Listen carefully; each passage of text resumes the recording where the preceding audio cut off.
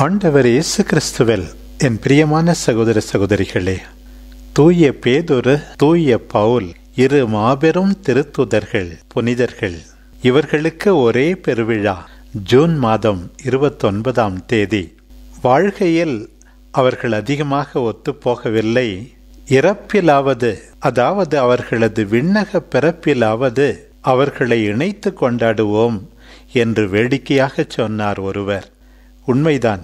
கலாத்தியருக்கு எழுதிய திருமுகம் 2ஆம் அதிகாரம் 11வது வசனத்திலே வாசிக்கின்றோம். பவுலடியார் சொல்லுகின்றார், நான் பேதுருவை நேருக்கு நேராய் எதிர்த்தேன் என்று. பிற இனத்தாரோடு உணவு உண்ண மறுத்த பேதுருவை, பர்னபாவை பவுலால் சகித்து கொள்ள முடியவில்லை.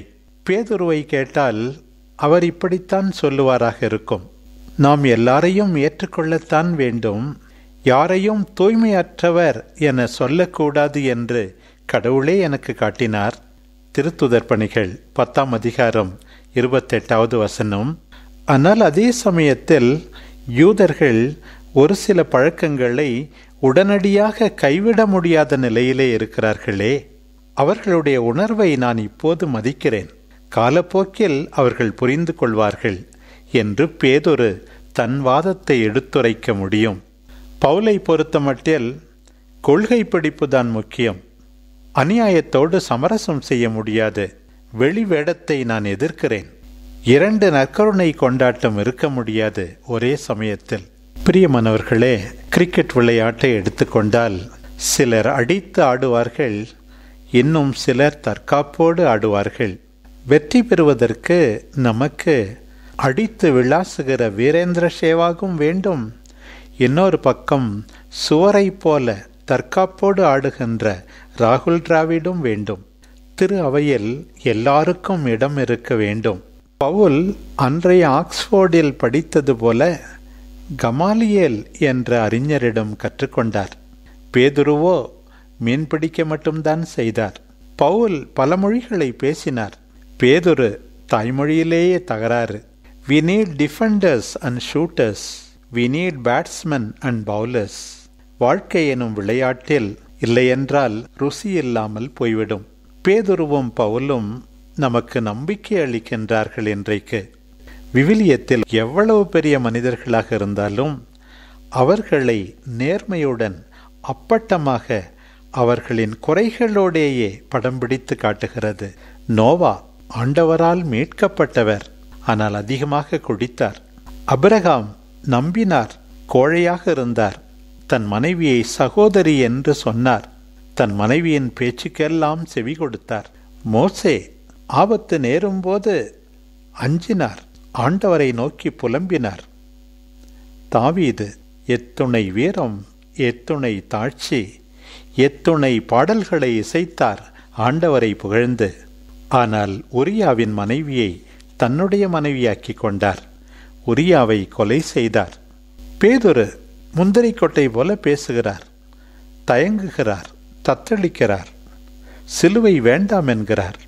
உம்மை பின்தொடர்ந்து வந்தோமே, என்ன கிடைக்கும் என்றெல்லாம் கேட்கிறார். 3 முறை ஆண்டவரையே தெரியாது என்று மறுதலிக்கிறார். பவுல் நம்பிக்கையாளர்களை துன்புறுத்துகிறார், சிறையில் அடைக்கிறார். ரோமேயருக்கு எழுதிய திருமுகம் 7ஆம் அதிகாரம் 19 நாம் வாசிப்பது போல, நான் விரும்புகின்ற நன்மையை செய்வதில்லை, நான் விரும்பாத தீமையைத்தான் செய்கிறேன் என்கிறார். தீமோத்தேயுக்கு எழுதிய முதல் திருமுகம் 1ஆம் அதிகாரம் 15வது வசனம். பாவிகளை மீட்கவே ஆண்டவர் இயேசு கிறிஸ்து இந்த உலகிற்கு வந்தார். இந்த கூற்று உண்மையானதே. அந்த பாவிகளிலெல்லாம் பெரும்பாவி நானே என்கிறார்.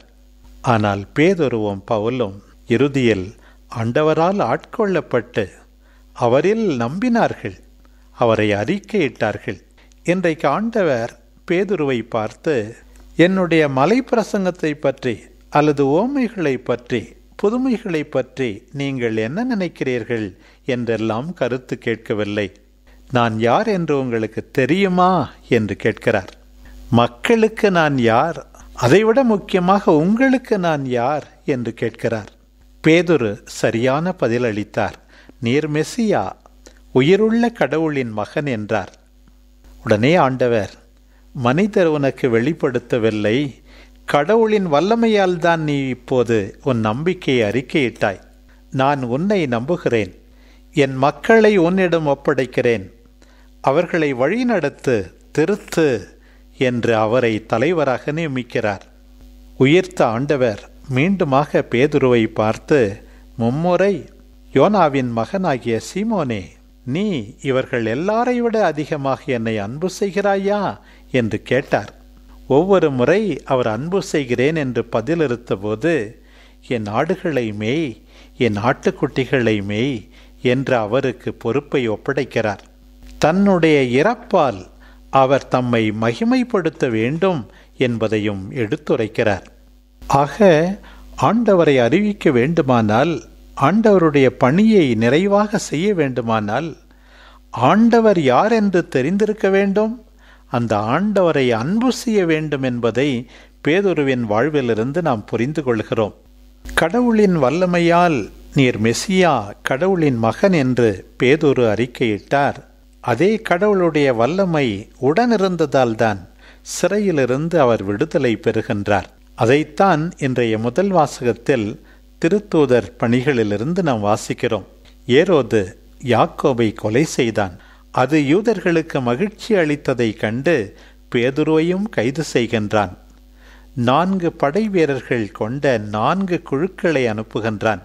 இன்னொரு பக்கம் திருச்சபை உருக்கமாக பேதுருவுக்காக மன்றாடுகின்றது. பேதுருவை பாருங்கள், சிறைச்சாலையிலே படை வீரர்கள் 2 பேர் நடுவில் 2 சங்கிலிகளால் கட்டப்பட்டு தூங்கிக் கொண்டிருக்கிறார். ஏன் எத்செமனி தோட்டத்திலும் ஆண்டவரின் வேதனையினூடே கூட தூங்கியவராயிற்றே. இப்போது ஆண்டவரின் தூதர் அவரிடம் வருகிறார். பேதுருவை தட்டி எழுப்புகிறார். சங்கிலிகள் கீழே விழுகின்றன. இடைக்கச்சையை கட்டு, மிதியடியை போட்டுக்கொள், மேலுடையை அணிந்து கொள், என்னை பின்தொடர்ந்து வா என்கின்றார் வானதூதர். பேதுரு அவ்வாறே செய்கின்றார்.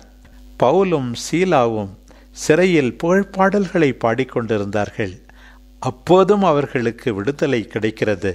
ஆனால் அவர்கள் சிறையிலிருந்து அன்றைக்கு தப்பிச் செல்லவில்லை. சிறை காவலரின் மனம் மாற்றத்துக்கு அது துணையாக இருந்தது. ஆண்டவர் தன்னுடைய பிள்ளைகளை ஒருபோதும் கைவிட்டு விட மாட்டார். நிச்சயமாக ஆண்டவர்தான் இறுதியில் வெற்றி கொள்வார்.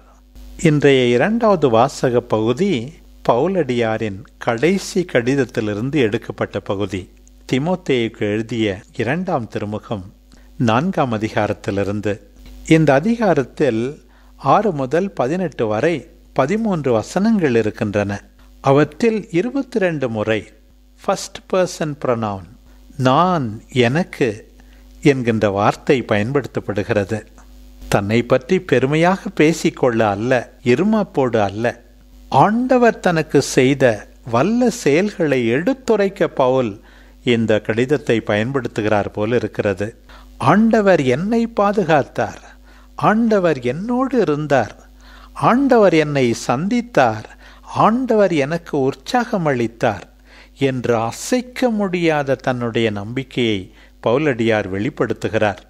ரோமேயருக்கு எழுதிய திருமுகம் 12ஆம் அதிகாரம் 1வது வசனத்திலே வாசிக்கிறோம். பவுல் ரோமைய மக்களை பார்த்து கேட்கிறார், உங்களை கடவுளுக்கு உகந்த தூய உயிருள்ள பலியாக கொடுங்கள் என்று கேட்டுக்கொள்கிறார். அந்த வார்த்தைகள் அவருடைய கடிதங்களிலெல்லாம் வாழ்வாவதை நாம் பார்க்க முடிகின்றது. முழுமையான அர்ப்பணம், பிரமாணிக்கமான வாழ்வு வெளிப்படுகின்றது. 30 ஆண்டுகள் ஒரு நீண்ட போராட்டம். ஆண்டவருக்காக ஆபத்து நிறைந்த ஒரு வாழ்வை எதிர்கொள்ள வேண்டியிருக்கிறது. ஆனால் மகிழ்ச்சியோடு கீழ்ப்படிந்தாரே பவுல். ஆண்டவருக்காக செய்ய வேண்டியதை நான் செய்து முடித்து விட்டேன், இப்போது உங்களுடைய பணி தொடங்குகிறது என்று உரைப்பது போல இருக்கின்றது. நான் அரைமனத்தோடு ஓடவில்லை, எல்லாவற்றையும் கொடுத்தேன், சாகும் தருவாயில் இருக்கிறேன். எனக்காக வெற்றி வாகை காத்திருக்கிறது. எனக்கு மட்டுமல்ல, அவருடைய வருகைக்காக காத்திருக்கும் அனைவருக்கும் தங்கள் பணியை பிரமாணிக்கத்தோடு நிறைவேற்றி முடிக்கின்ற அத்தனை பேருக்கும் அந்த வெற்றி வாகை காத்திருக்கிறது என்கிறார் பவுல். பிரியமானவர்களே, இந்த 2 புனிதர்களை உற்று பார்ப்போம். இந்த நாளில் திரு அவையிலும் வீட்டிலும், ஏன் நம் ஒவ்வொருவருடைய மனத்திலும் எல்லாருக்கும் இடம் கொடுப்போம். யாரையும் ஒதுக்கிவிட வேண்டாம். பவுலை ஏற்றுக்கொண்ட ஆண்டவர் பேதுருவையும் ஏற்றுக்கொண்டார். நாம் நம்பிக்கை இழக்க வேண்டாம். பேதுருவை, பவுலை அவர்களுடைய குறைபாடுகளோடு ஏற்றுக்கொண்ட ஆண்டவர் நம்மை புறந்தள்ளிவிட மாட்டார்.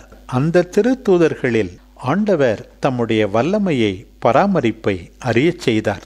அவர்களைப் போல நம்மையே ஆண்டவருக்காக கொடுத்தால் ஆண்டவருடைய வல்லமையை நாம் உணர்வோம். பராமரிப்பை கண்டு நன்றி கூறுவோம்.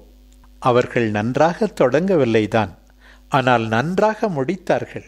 முழு மனத்தோடு ஆண்டவருக்காக உழைத்தார்கள்.